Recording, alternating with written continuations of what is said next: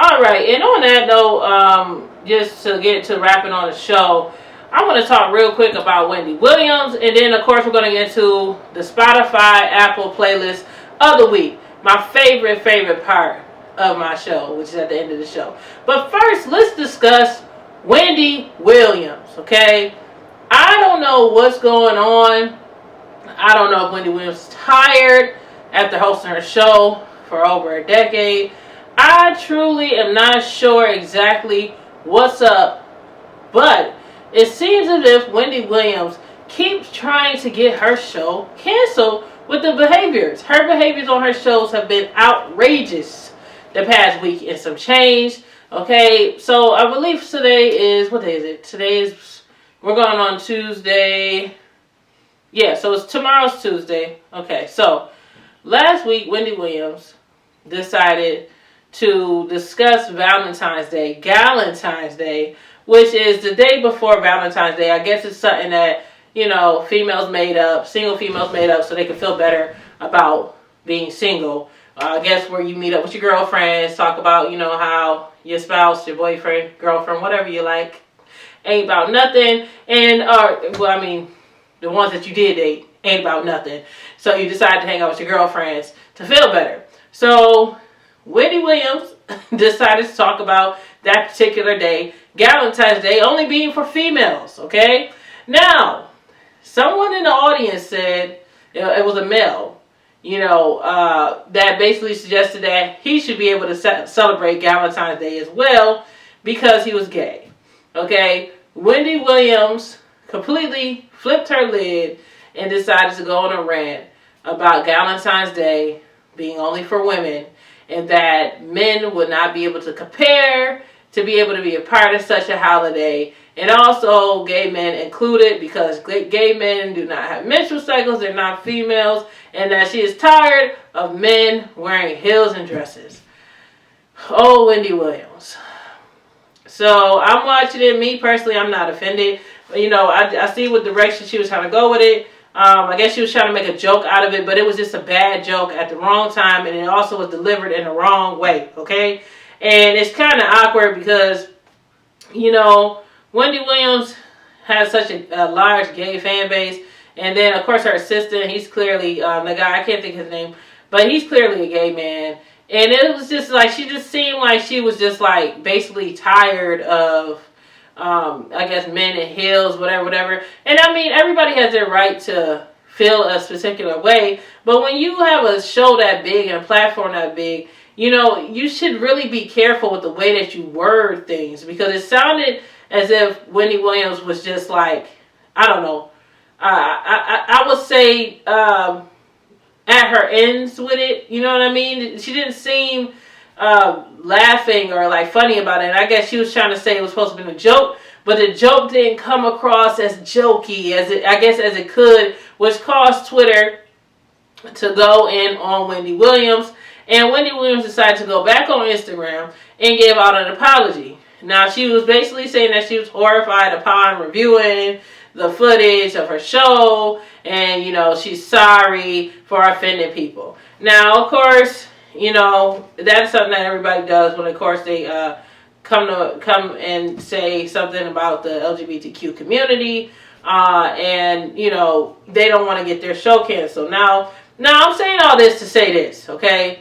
Now she gets her feet put to the fire because of what she said last week and clean that mess up, and now, okay, Wendy Williams did a tasteless act again. According to sources of Love B. Scott, I didn't get to see this episode of Wendy Williams, but according to research from lovebscott.com, okay, Wendy Williams is facing backlash again, but not because of the LGBT or gay male statements and all this other stuff that she made, but this time it's because she was making a joke out of woman dying and falling to her death due to her ex-boyfriend pushing a woman off of a balcony. Now, this woman happens to be an ex-fiance of Cary. Her name was Amie Harwicks. And this past weekend, okay, it was a domestic dispute involving her and her ex-boyfriend. And this allegedly, this ex-boyfriend pushed the star and up to, like, I think 3 stories down, killing her. They tried to rush her to the hospital, but unfortunately she died at the hospital due to the injuries that she sustained from the fall. Wendy Williams decided to just, discuss it on her Hot Topics, and she said a few tasteless comments. Now I'm going to read some of this, and I'm just trying to understand, like, first of all, death is a funny period.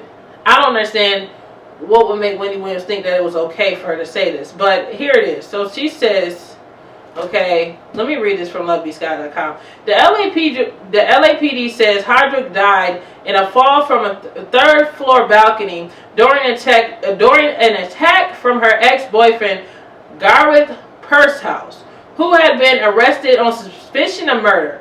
On the Wendy Williams show, Wendy referenced the murder and the crime, and then said, "Come on down," which was Cary's signature phrase in the game show The Price is Right, which she was actually on as a host for several years.